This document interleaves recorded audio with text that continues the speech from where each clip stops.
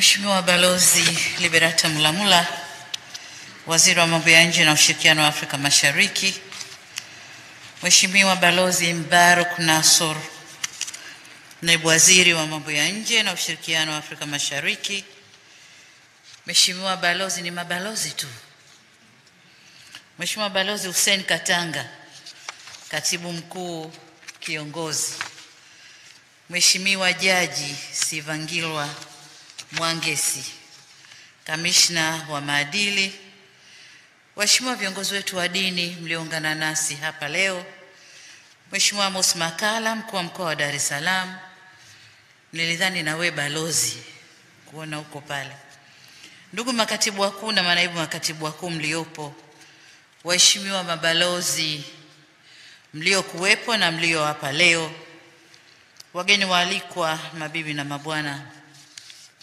na wasalimu kwa jina letu la Jamhuri ya Muungano wa Tanzania. Hiyo kazi mbona imeshiwa betri? Naogopa. Nianze kwa kumshukuru Mungu aliyetuwezesha kuweko leo hapa. Aidha, kwa namna pekee niwapongeze waheshimiwa mabalozi ambao leo mmeapa, na wale ambao hawakuapa lakini wameteuliwa, wamenyanyuliwa wawili ambao tayari walishakuwa mabalozi, wamepangiwa tu vituo. Niwaambie hongereni sana. Kama alivyosema waziri, uteuzi huu umechukua muda. Umekwenda, umerudi, umekwenda, umerudi. Lakini kilichoibuka ni nyinyi hapa ambao mko hapa, pamoja na wenzenu ambao bado vibali vyao vya kwenda nchi tulizowapanga havijarudi. Kwa hiyo waziri amesema hapa ni uteuzi wa vijana na wengi wenu ni chini ya miaka 45. Sasa hii ina maana gani? Hii ina maana kwamba hatupeleki nje mkafanye ujana, na kwa wale tuliowapa idara, hatujawapa idara mkafanye ujana. Tumeteua vijana tukijua kwamba ulimwengu wa leo ni ulimwengu wa mitandao. Taarifa nyingi ni mitandao, mawasiliano mingi ni mitandao, na nyinyi vijana mko wepesi zaidi kwenye hayo, kupekua zaidi na kusoma huko kwenye mitandao na kujua habari zilizoko ulimwenguni leo. Lakini pia mtakuwa wepesi kufuatilia mambo yanayowahusu. Kwa yule ambaye atapangwa kwenye nchi anawakilisha nchi nyingine nyingi, mtakuwa wepesi mkiwa vijana kuliko wakiwa wazee. Mzee kila akifikiria ninyanyuke niende na kule, niende na kule na kule, ngoja nipumzike kwanza, nitaenda mwezi ujao. Lakini nyinyi imani yetu mtakuwa wepesi zaidi kufanya hivyo. Lakini pia kufanya kazi zenu, kwa wale watakaobaki hapa ndani, mtakuwa wepesi kufanya kazi zenu. Lakini pia tumechukua kutoka maeneo tofauti. Tunajua kwamba wawakilishi wetu nje wanatakiwa kwa watu wa fani tofauti. Kuna maeneo ambayo lazima tupeleke watu wa ulinzi. Kama mnavyoona kuna jeshi na mavyeo vyake hapa. Lakini kuna wengine na suti zao ambazo hamwezi kuwajua. Lakini na wenyewe watakwenda maeneo ambayo tunahisi kuna haja ya kuweka watu wa aina hiyo.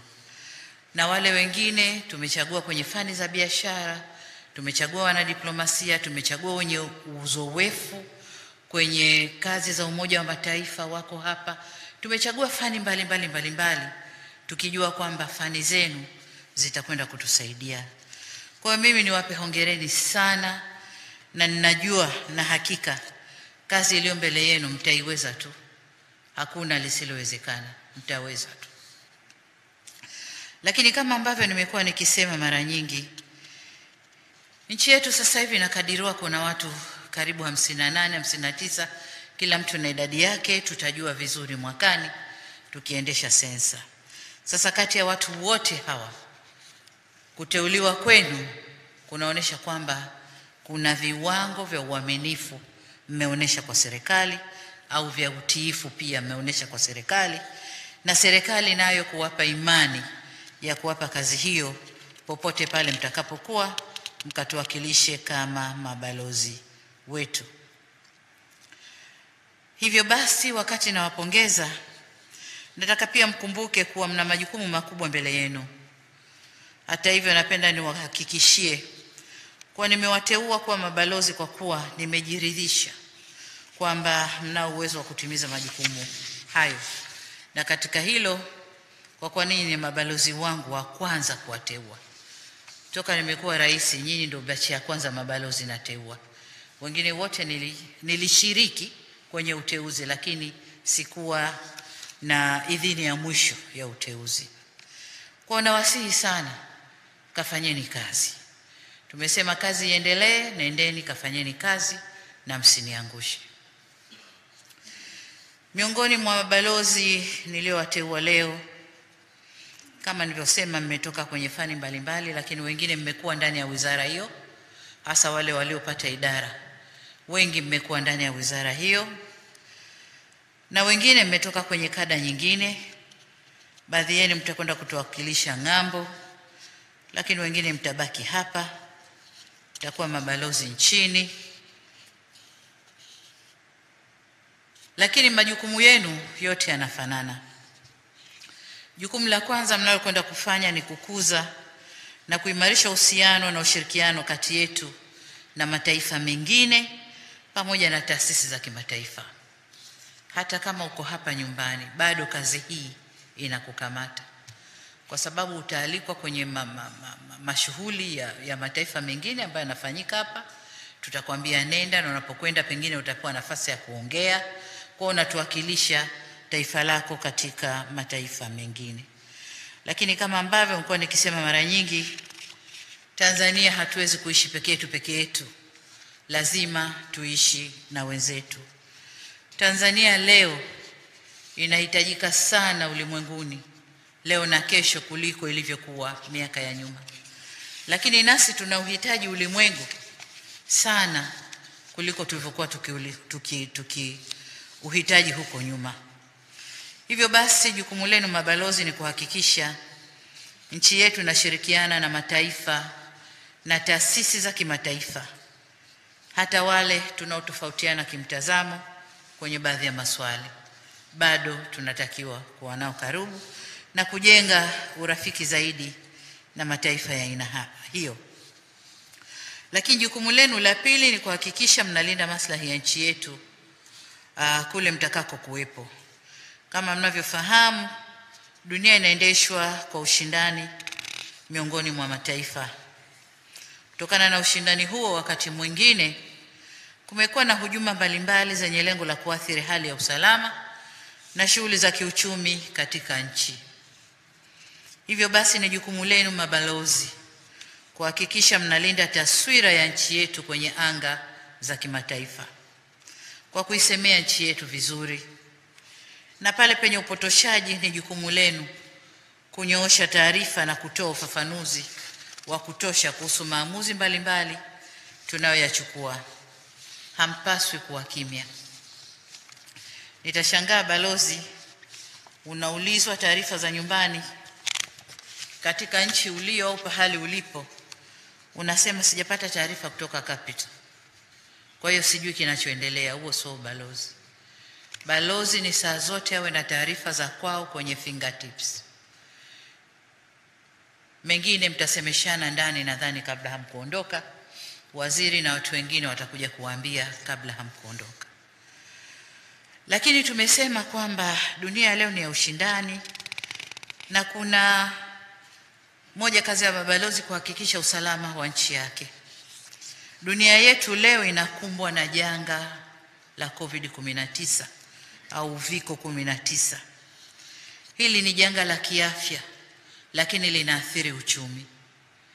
Kwa niwaombe sana, asubuhi ya leo kama alivyosema waziri, tulikuwa na si mkurugenzi cheo gani wa CDC Africa ambaye tulikuwa tunazungumza naye, na akawa ananiambia ndani ya Umoja wa Afrika kuna mambo mengi yanafanyika yanayohusu misaada ya COVID kwa nchi za Kiafrika, lakini sikupata kusikia kutoka kwenu wale wanaohead madeski ya Afrika, AU na mengineyo, kwamba huku kuna aina hii ya msaada huku kuna aina hii ya msaada, tukipita hapa tutapata msaada wa hapa.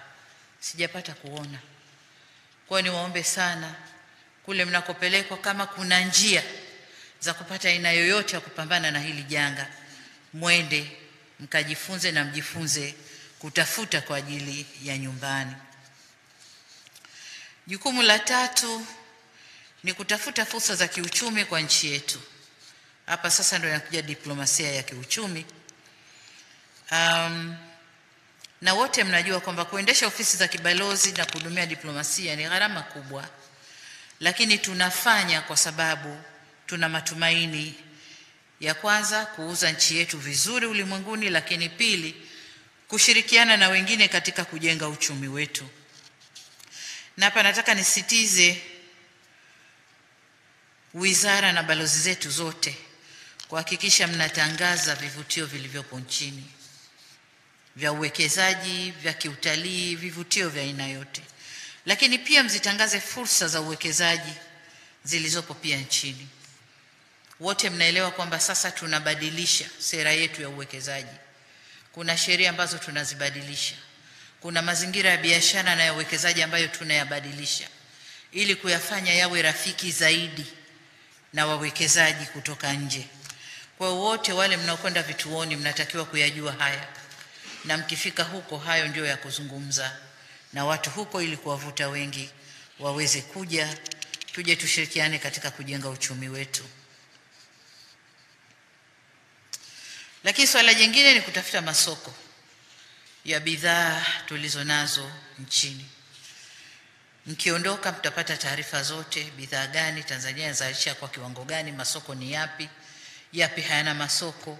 Lakini soko kubwa sana liko ndani ya Afrika.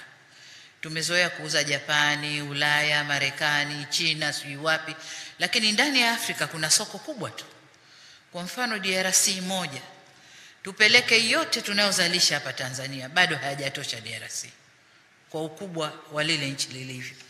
Kwa hiyo kazi yenu pia ni kutafuta masoko na kupendekeza njia nzuri ambazo tunaweza tukafanya biashara na hizo nchi ambazo mnakwenda.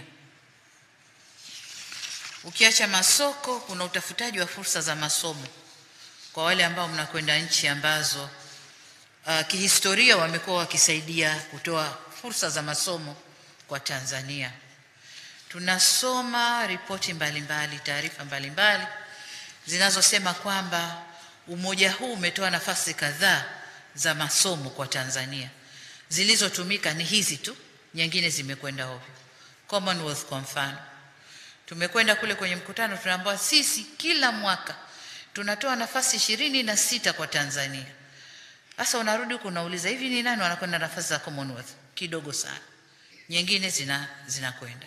Na nchi zingine utakuta mambo hayo yapo. Naomba kama mnakokwenda zipo, basi mhakikishe zinafika nyumbani na zinatumika ipasavyo.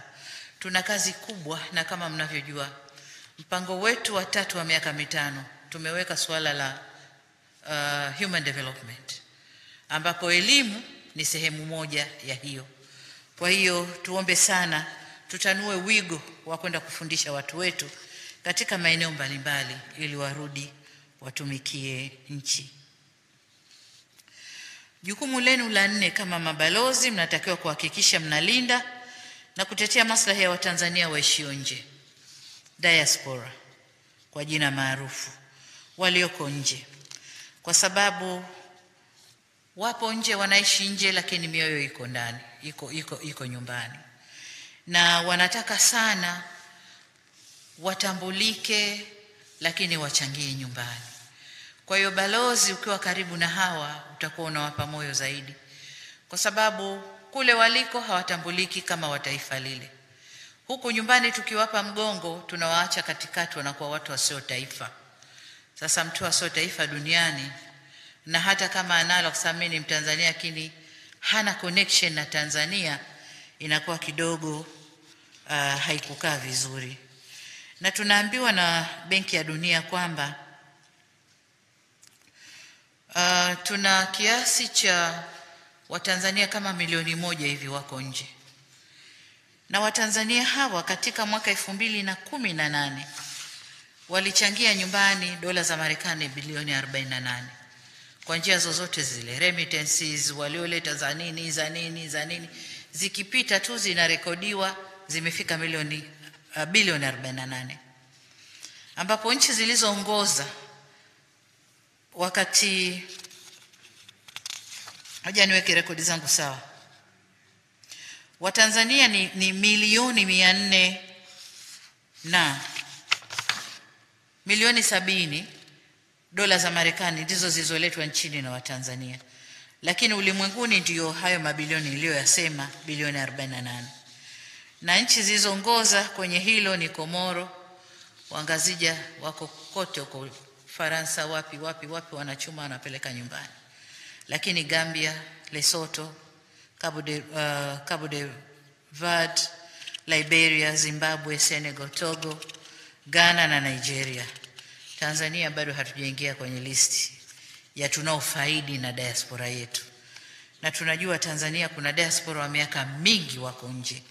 Kwa hiyo ile department iliyoko hapa iwa coordinate vizuri mabalozi wetu ili waweze kuwashika Watanzania wanaokaa nje na waweze kutuchangia.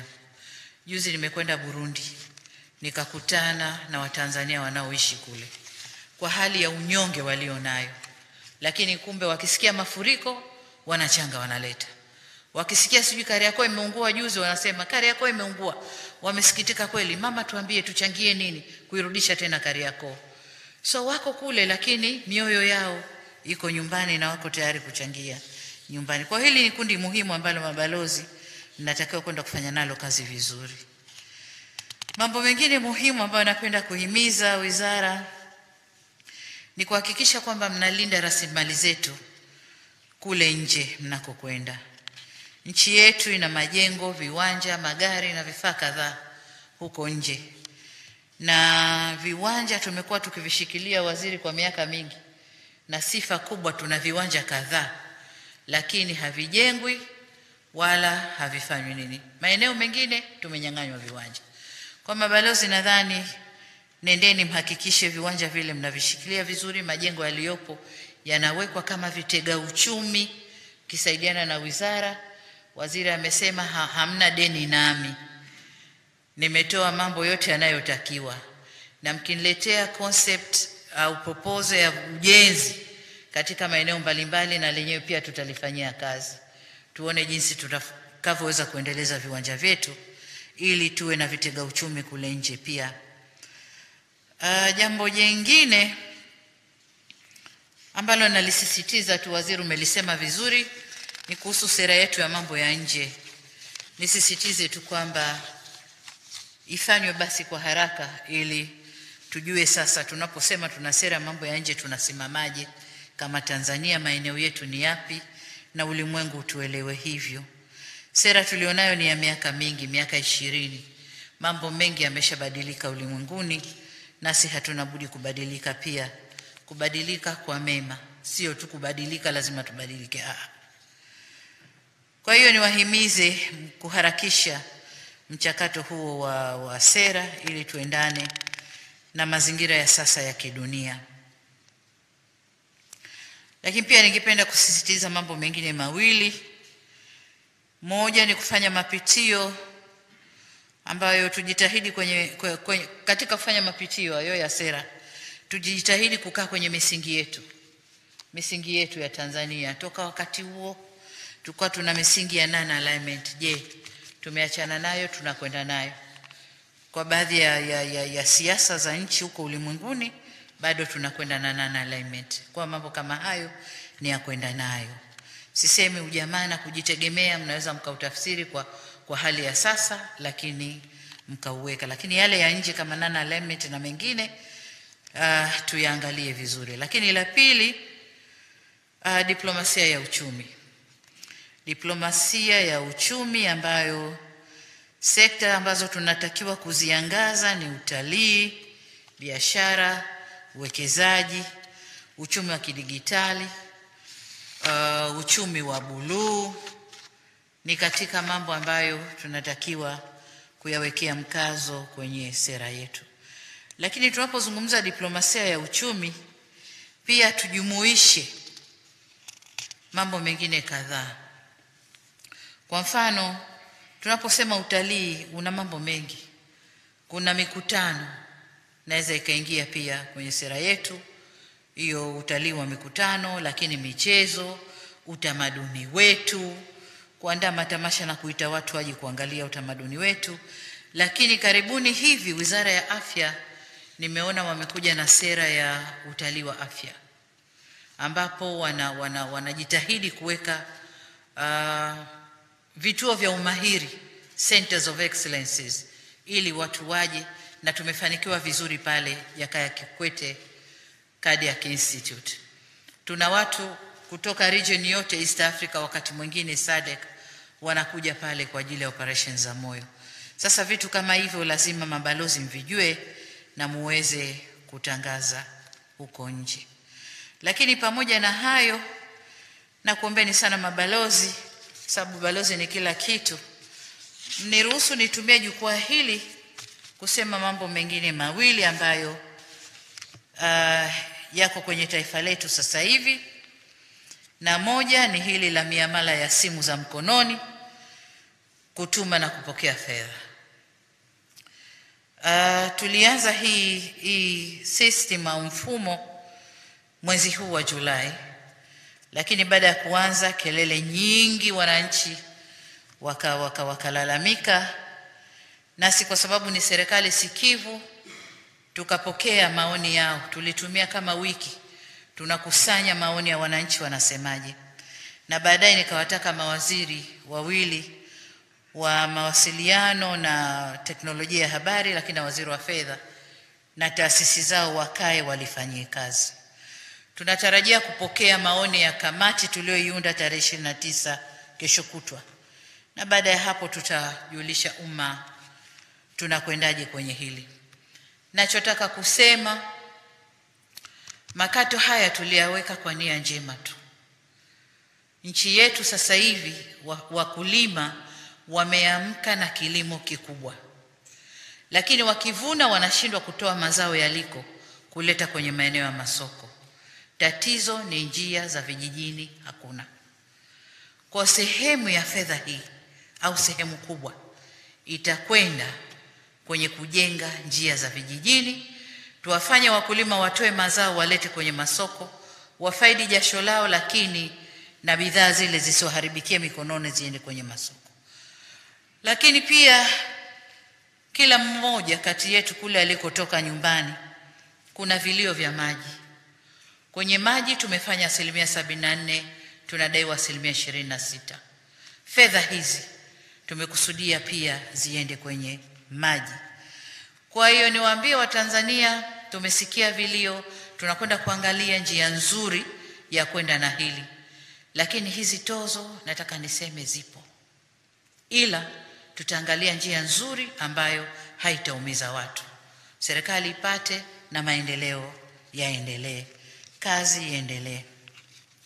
Swala la pili ambalo ningependa kutumia jukwaa hili kulitolea ufafanuzi ni upandaji wa bei ya mbolea. Kuna kilio cha kupanda kwa bei ya mbolea ndani ya nchi, na hii imesababishwa na kwamba kwa muda mrefu viwanda vya mbolea kule ulimwenguni havikuwa vikizalisha.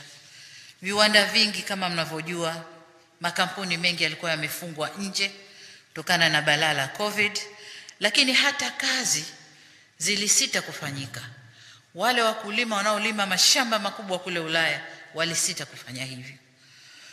Lakini baadaye ikajulikana kwamba ili janga lipo na lazima tujifunze kuishi nalo, kazi ziendelee. Kwa ulimwengu wote sasa wamefuata Magufuli philosophy, kwamba janga lipo tuishi nalo, lakini tusijifungie, twende tukafanye kazi. Sasa hivi wote wameingia, kazi zimerudi duniani, makampuni yamefunguliwa, wenye kilimo wanalima. Kwa hiyo kuna kinyang'anyiro cha mbolea ndani ya dunia, na ndicho kilichopandisha bei hizo.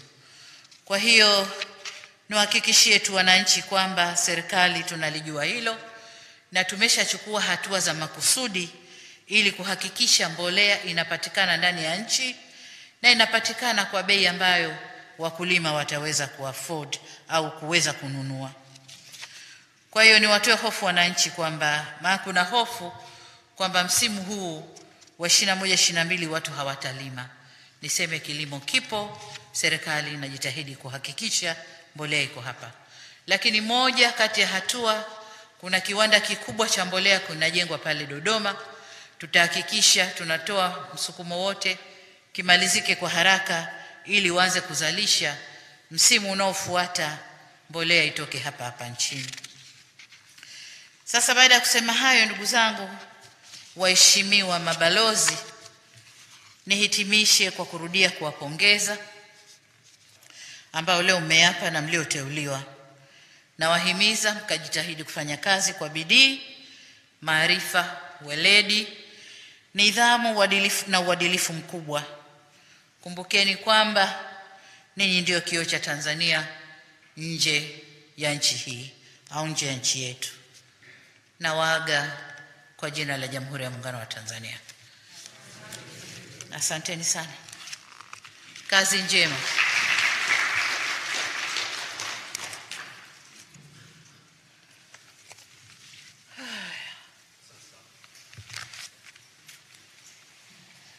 Asante sana Mheshimiwa Rais.